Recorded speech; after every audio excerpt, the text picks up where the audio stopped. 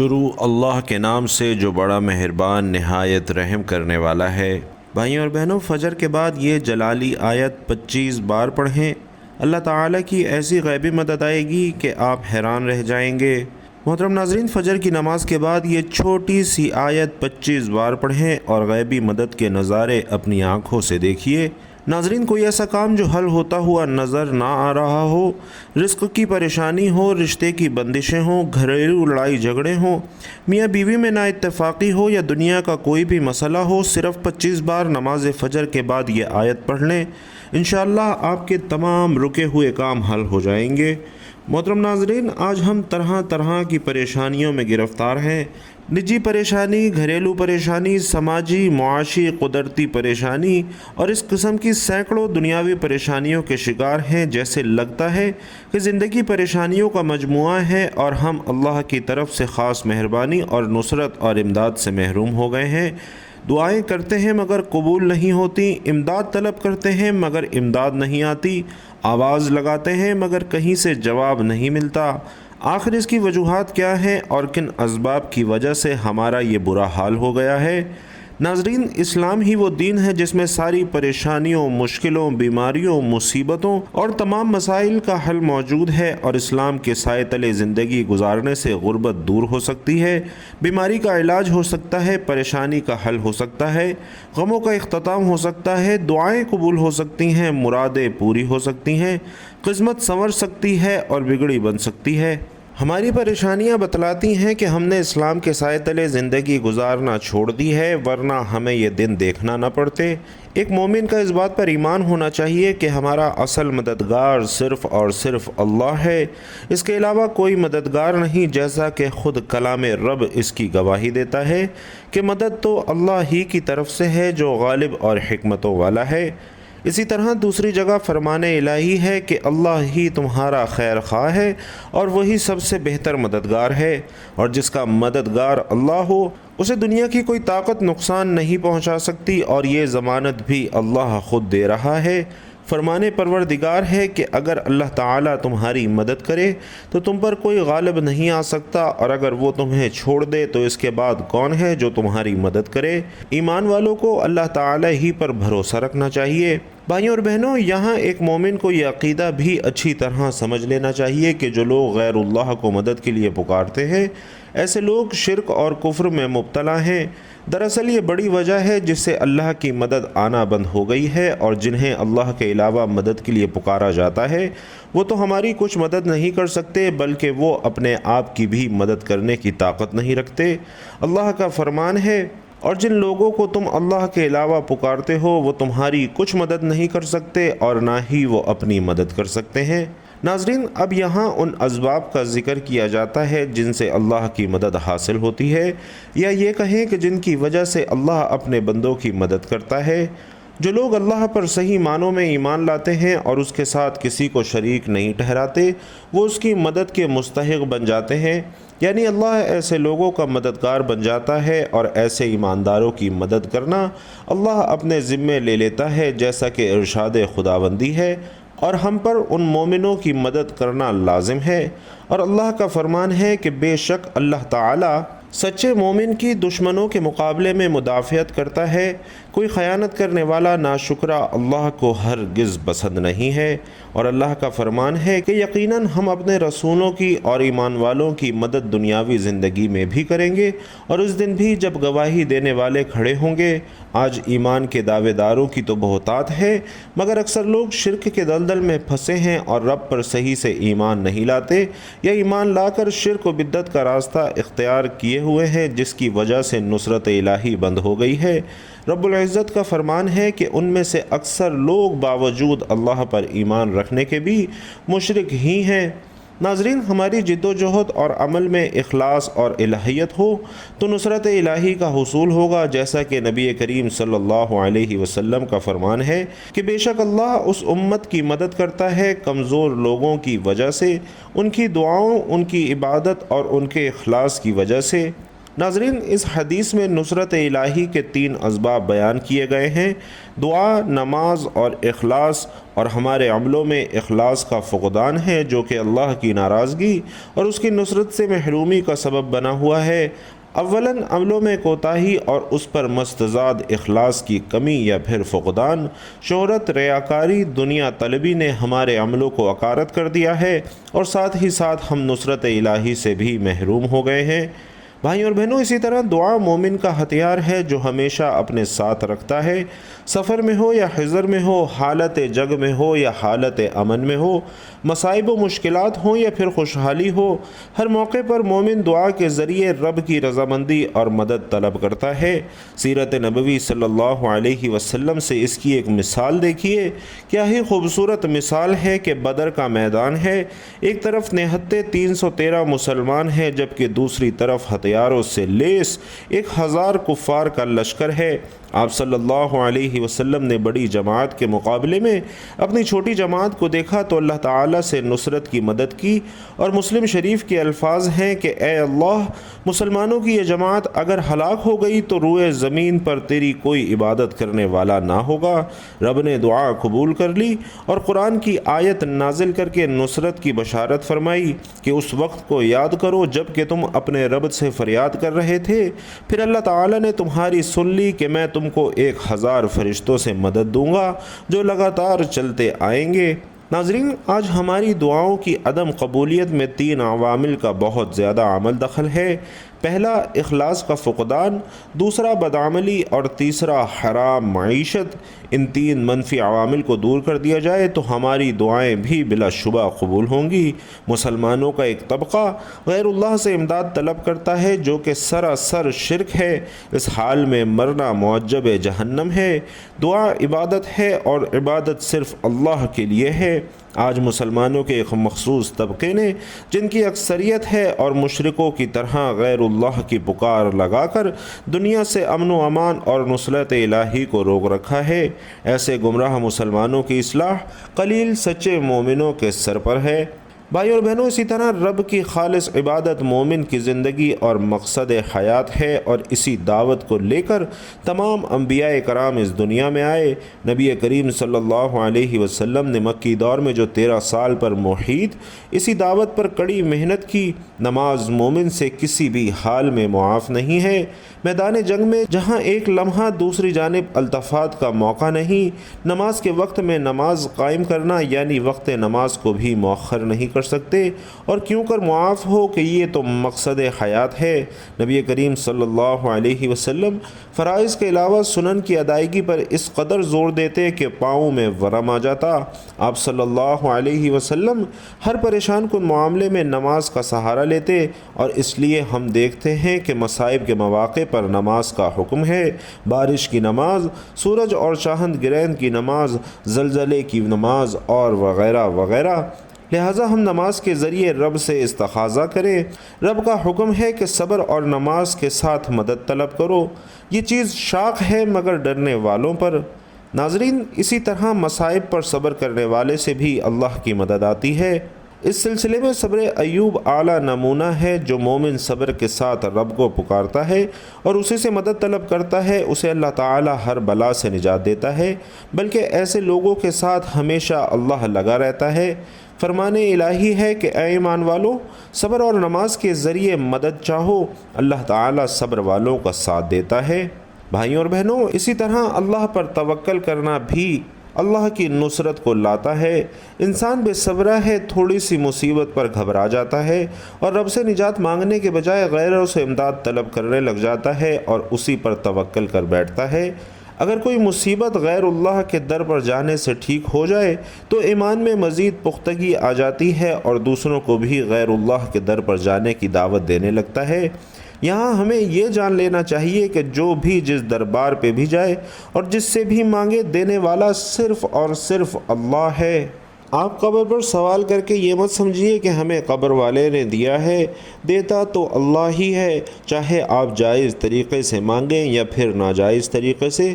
فرق صرف اتنا ہے کہ جائز طریقے سے مانگنے سے اللہ بخوشی دیتا ہے، اور ناجائز طریقے سے مانگنے پر بھی کبھی کبھی اللہ دے تو دیتا ہے، لیکن ناظرین بدلے میں آپ کا ایمان چھین لیتا ہے۔ کیا آپ نہیں دیکھتے کہ جو لوگ پتھروں سے مانگتے ہیں، مورتی بنا کر اس سے مانگتے ہیں، ان کی بھی عقیدت یہی ہوتی ہے کہ ہمیں مورتیوں نے دیا ہے۔ مسلمان کو صرف اللہ ہی پر بھروسہ کرنا چاہیے، یہ عبادت کے قبیل سے ہے اور توکل نصرت علی اللہ کا سبب ہے۔ اللہ تعالیٰ فرماتے ہیں اگر اللہ تمہاری مدد کرے تو تم پر کوئی غالب نہیں آ سکتا، اور اگر وہ تمہیں چھوڑ دے تو اس کے بعد کون ہے جو تمہاری مدد کرے۔ ایمان والوں کو اللہ تعالیٰ ہی پر بھروسہ رکھنا چاہیے۔ اسی طرح ایک دوسری جگہ رب کا فرمان ہے کہ پھر جب آپ کا پختہ ارادہ ہو جائے تو اللہ تعالیٰ پر بھروسہ کرے، بے شک اللہ توکل کرنے والوں سے محبت کرتا ہے۔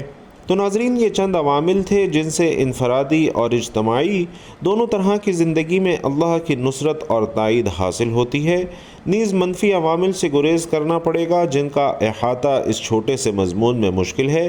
تو بطور خلاصہ یہ کہہ سکتا ہوں کہ ہم شرک و بدعت، فسق و فجور، اعمال قبیحہ، فتنہ و فساد، ظلم اور فساد، کفر اور نفاق اور حرام خوری جیسا کہ رشوت، سود، غبن، چوری، حرام، ان چیزوں سے بچیں اور اسلام کے سائے تلے زندگی بسر کریں، یعنی دین کو پوری طرح قائم کریں۔ اللہ کا وعدہ ہے کہ وہ ضرور ہماری مدد کرے گا، کیونکہ اللہ رب العزت ارشاد فرماتا ہے کہ اے ایمان والو، اگر تم اللہ کے دین کی مدد کرو گے تو وہ تمہاری مدد کرے گا اور تمہیں ثابت قدم کرے گا۔ اجتماعی زندگی میں فتح اور نصرت کے لیے مذکورہ بالا اسباب کے علاوہ مزید چند کام کرنے کی ضرورت ہے۔ ان میں سے ایک تمام مسلمانوں میں اتحاد، دوسرا باہم مشاورت اور تیسرا مادی وسائل کی فراہمی ہے، چوتھا عملی اقدام اور پانچواں مسلک پرستی کا خاتمہ ہے، بالفاظ دیگر شریعت الہیہ کا نفاذ ہے۔ سوچنے کا مقام ہے کہ آج امریکہ 50 ریاستوں کو ملا کر سپر پاور بنا ہوا ہے، جبکہ ہمارے پاس 57 مسلم ممالک ہیں، تو ہم کیوں سپر پاور نہیں، جبکہ مادی قوت بھی ہمارے پاس کم نہیں ہے۔ الہی قدم قدم پر تیری نصرت و تائید کی ضرورت ہے، تو ہمیں اپنی نصرت سے نواز دے۔ مسلم قوم ظالموں کے نرغے میں ہے، غیبی مدد کے ذریعے تو ان کی حفاظت فرما، اور دنیا میں دوبارہ ہمیں کافروں پر غلبہ عطا فرما، آمین یا رب العالمین۔ بھائیوں اور بہنوں، اسلام کے نزدیک عبادت کا مفہوم نہایت وسیع ہے، اور اسلام کا مطالبہ ہے کہ انسان کی پوری زندگی عبادت سے عبارت ہو۔ وہ اس طرح زندگی بسر کرے کہ اس کا ہر کام عبادت میں شمار ہو، اور اس کا واحد طریقہ یہی ہے کہ وہ اللہ کے بتائے ہوئے طریقے کے مطابق زندگی گزارے، ہر بات میں حکم الہی کو پیش نظر رکھے، اور اسلام اس بڑی عبادت کے لیے انسان کو جن ذرائع سے تیار کرتا ہے اس کی تربیت کرتا ہے۔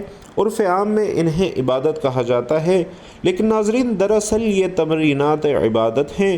انہیں ارکان اسلام بھی اسی وجہ سے کہا جاتا ہے کہ اسلام کی پوری عبارت انہی ستونوں پر قائم ہے۔ ارکان اسلام میں نماز سر فہرست ہے، اور ان تمام عبادات میں نماز کو جو اہمیت اور فضیلت حاصل ہے وہ کسی بھی صاحب ایمان اہل نظر سے پوشیدہ نہیں ہے۔ اور نماز کی اہمیت کا اندازہ اس بات سے لگائیں کہ قرآن کریم کے ہر پیغام میں صلاۃ یعنی نماز کا لفظ حروف جلی میں موجود ہے، اور ایمان کے بعد سب سے اہم رکن جس کا مطالبہ اہل اسلام سے کیا گیا ہے وہ نماز ہی ہے۔ نماز مسلمانوں کی دینی پہچان اور امتیازی نشان ہے، اور یہی وجہ ہے کہ قرآن و حدیث میں اس کی ادائیگی پر بہت زیادہ زور اور ترک پر وعید موجود ہے۔ بفرمان نبوی صلی اللہ علیہ وسلم نماز کی دین میں وہی اہمیت ہے جو انسانی جسم میں سر کی ہے۔ مومن اور کافر کے درمیان امتیاز کرنے والی چیز نماز ہے، لہٰذا جس نے اسے چھوڑا اس نے کفر اختیار کیا۔ ناظرین قرآن و حدیث سے بھی نماز فجر کی قرأت و تلاوت قرآن کی اہمیت اجاگر ہوتی ہے، جس سے فجر کے وقت اور نماز فجر کی اہمیت کا پتہ چلتا ہے۔ سورۃ بنی اسرائیل میں فرمایا کہ فجر کا قرآن، بے شک فجر کی نماز میں پڑھا جانے والا قرآن محسوس اور مشہود ہو کر سامنے آ جاتا ہے، یعنی اگر فجر کی نماز میں پڑھا جانے والا قرآن سمجھ کر بغور پڑھا یا سنا جائے تو وقت فجر کے تمام انوار و تجلیات اور قرآنی فیوز و برکات متشکل ہو کر اللہ کے وجود اور اس کی وحدانیت کی گواہی دیتے محسوس ہوتے ہیں۔ احادیث نبوی صلی اللہ علیہ وسلم سے بھی نماز کی اہمیت اور فضیلت اور اس کی نورانیت کا پتہ چلتا ہے۔ آپ صلی اللہ علیہ وسلم فرماتے ہیں کہ فجر کی 2 رکعات سنتیں دنیا اور دنیا کی ہر چیز سے افضل ہیں۔ ہم میں سے اکثر لوگوں کو ناظرین ایک شکوہ رہتا ہے کہ روزی میں برکت نہیں ہے، گھروں میں برکت نہیں ہے، اور کتنا ہی کما لیں پتہ نہیں چلتا کہ کہاں گیا۔ ہر وقت کوئی نہ کوئی پریشانی رہتی ہے، کبھی کوئی تنگی تو کبھی کوئی بیماری۔ ناظرین، اگر ہم اس تمام بے برکتی، تنگ دستی، بے روزگاری اور پریشانیوں کو نماز فجر کی عدم ادائیگی کے پس منظر میں دیکھیں تو ہمیں معلوم ہوگا کہ یہ سب بے برکتی اسی سبب سے ہے کہ ہم نماز فجر کی ادائیگی میں حد درجہ غفلت، کوتاہی اور لاپرواہی کا شکار ہیں۔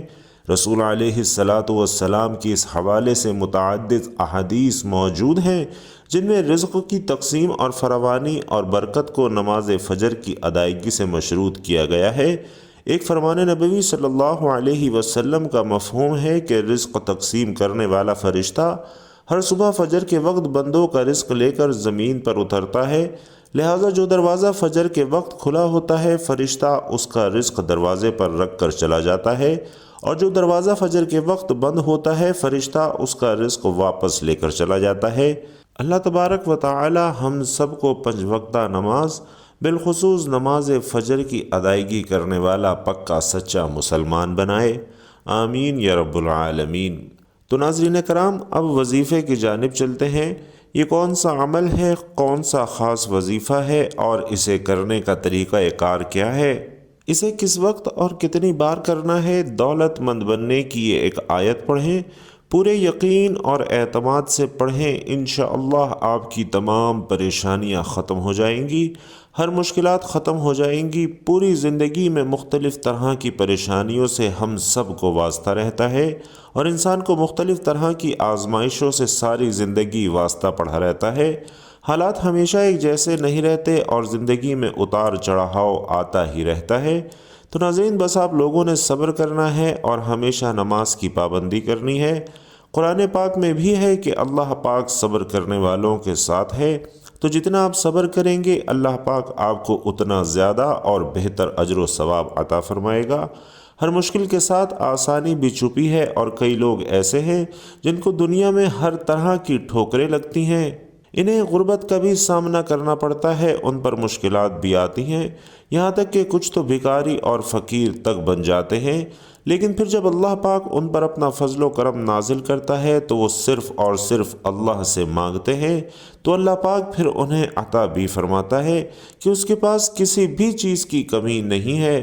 میرا اللہ پاک سے دعا ہے کہ اے میرے اللہ، اے میرے غفور الرحیم مالک، دنیا جہان کے سارے خزانے آپ ہی کے پاس ہیں، آپ کے خزانے میں کسی چیز کی کمی نہیں ہے۔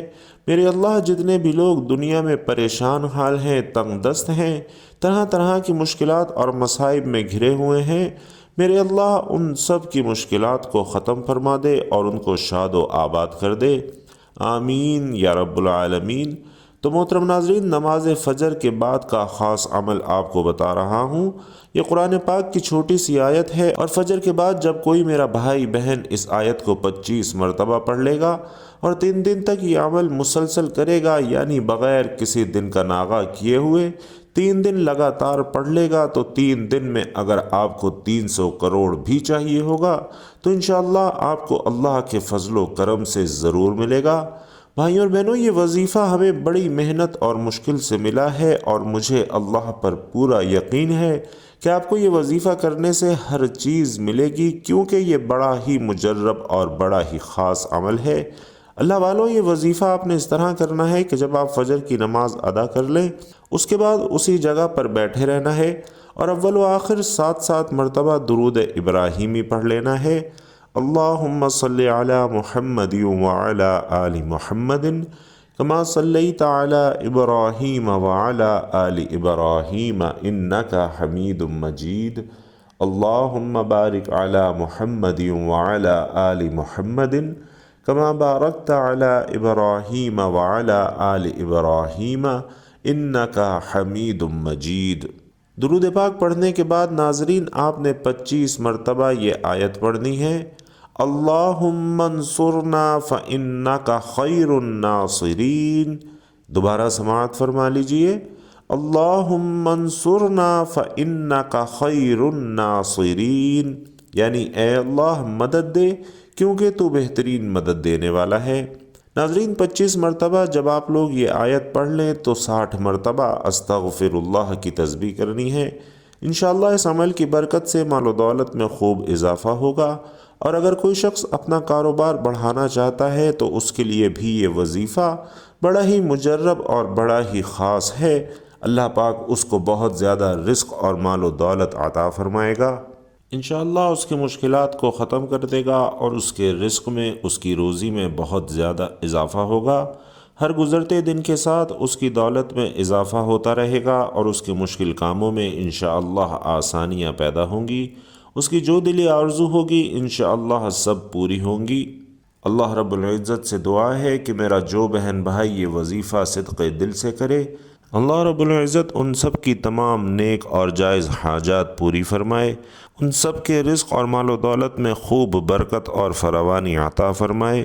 اللہ رب العزت تمام بیماروں کو شفائے کاملہ عاجلہ عطا فرمائے۔ اللہ پاک جتنے بھی مقروض ہیں ان سب کا قرض جلد سے جلد ادا کرنے کی کوئی احسن تدبیر بنائے۔ اللہ رب العزت ہم سب کو صراط مستقیم پر چلنے والا بنائے، ہم سب کو 5 وقت کا نمازی، پرہیزگار اور پکا سچا مسلمان بنائے، اور ہمارے پیارے آقا صلی اللہ علیہ وسلم نے جن جن خیر کی دعائیں کی ہیں اللہ تعالیٰ ان سب دعاؤں میں ہم سب مسلمانوں کا حصہ بھی شامل فرمائے، اور جن جن شرور سے پناہ چاہی ہے ان تمام شرور سے ہم تمام مسلمانوں کو بھی پناہ عطا فرمائے، آمین یا رب العالمین۔ بھائی اور بہنوں، آپ لوگ بھی کامنٹ باکس میں آمین ضرور لکھیے گا، کیا پتہ کسی ایک کی آمین اللہ رب العزت کو پسند آ جائے اور ہم سب کے کام بن جائیں، ہم سب کی دعائیں قبول ہو جائیں۔ لہٰذا کامنٹ باکس میں آمین ضرور لکھیے گا۔ اللہ رب العزت آپ سب کا حامی و ناصر ہو، آمین یا رب العالمین۔